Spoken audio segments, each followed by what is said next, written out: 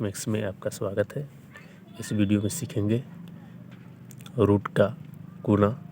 तो इस वीडियो का जो पहला क्वेश्चन हमने लिया है 2√25 गुने 3√9।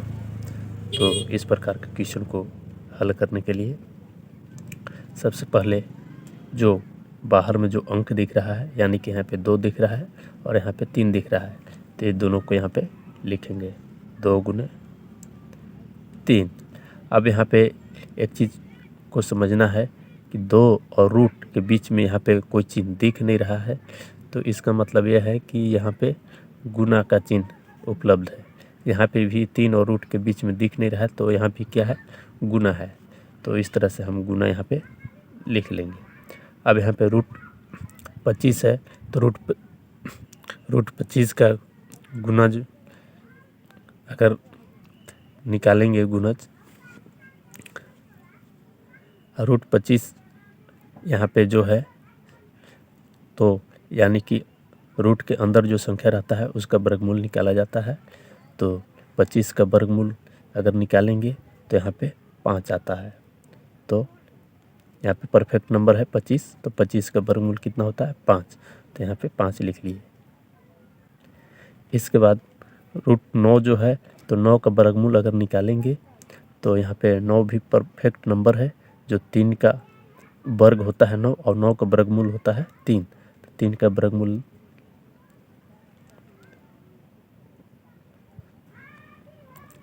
अब यहाँ पे भी देखेंगे तो 9 परफेक्ट नंबर है, तो 9 का वर्गमूल यहाँ पे 3 होगा।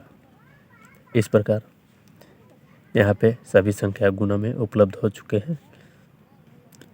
2 तिया 6, 6 पचे 30, 30 तिया 90।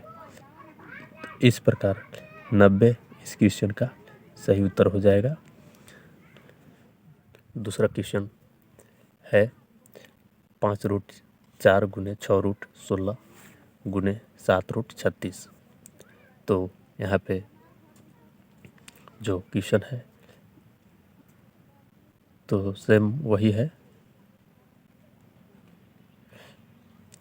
और इस प्रकार का मतलब रूट लगा हुआ है यहाँ पे, तो रूट का ही यहाँ पे देखना है।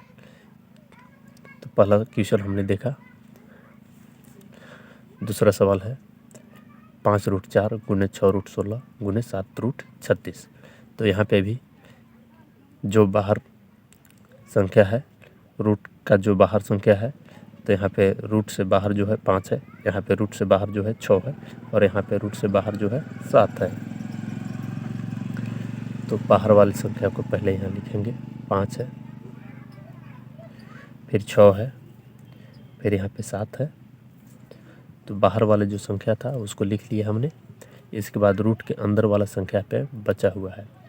तो अभी हमने जाना कि यहाँ पे कोई चिन्ह नहीं रहता है रूट और संख्या के बीच में, तो यहाँ पे गुना रहता है, तो यहाँ पे गुना लिख लिए। इसी प्रकार सभी जगह होता है। 4 यहाँ पे देखेंगे तो परफेक्ट नंबर है, 4 का वर्गमूल 2 होता है, तो 2 यहाँ पे लिख लिए। इसके बाद रूट के अंदर यहाँ पे 16 है, तो 16 का वर्गमूल 4 होता है, तो 4 यहाँ हमने लिख लिया। इसके बाद यहाँ 36 का उसी प्रकार देखेंगे तो 36 का वर्गमूल 6 होता है, तो 6 लिख लिए। अब हमें यहाँ कुछ करना नहीं है, केवल गुना कर लेना है। तो यहाँ गुना करके 5 छक 30, 30 सत्ते 210 हो जाएगा।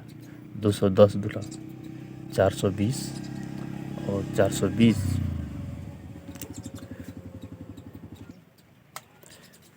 अब यहाँ पे गुना करेंगे। 5 छक 30, 30 सत्ते 210, 210 दूना 420, 420 हो गया। अब यहाँ पे इधर से भी कर लेंगे 4 छक 24, यानी कि इस सब को गुना करेंगे तो यहाँ पे आएगा संख्या 1000।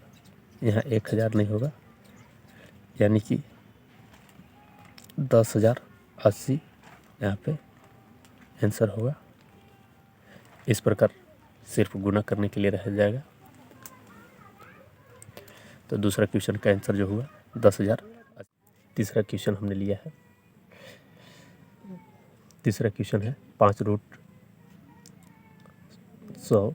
तीसरा क्वेश्चन है 5√100 गुने 3√25 गुने 6√49 गुने 2। तो यहाँ पे सभी के साथ रूट के साथ यहाँ पे संख्या है और यहाँ केवल सिंगल 2 है, तो ऐसे भी रहेगा। तो अभी यहाँ पे उसी प्रकार हल करना है। यहाँ पे लिखते हैं सॉल्यूशन। और जो बाहर संख्या है यानी कि 5, 3, 6 और यहाँ क्या है 2, ये सभी संख्याओं को यहाँ पे पहले गुना लिखेंगे। 5 गुने 3 गुने 6 गुने 2। इसके बाद जो रूट वाला संख्या है उसको यहाँ पे देखेंगे। तो 100 जो है परफेक्ट जो होता है स्क्वायर नंबर होता है, तो 100 का वर्गमूल जो होगा वह यहाँ पे 10 होगा। इसी प्रकार 25 भी परफेक्ट नंबर है, तो इसका वर्गमूल होगा 5 लिख लिए। इसके बाद 49 का होता है 7, तो 7 इस प्रकार से यहाँ पे लिख लिए। और यहाँ सभी संख्याओं को अब क्या करना है, तो सिर्फ गुना कर लेना है। अब इन सभी संख्याओं को गुना करने पर यहाँ पे संख्या जो होगा वह 63,000 हो जाएगा। तो यही इसका सही उत्तर हो जाएगा। आशा करता हूँ कि रूट का गुना का क्वेश्चन जो है समझ में आया होगा। चैनल पर पहली बार है तो चैनल को सब्सक्राइब कीजिए, लाइक कीजिए, कमेंट कीजिए।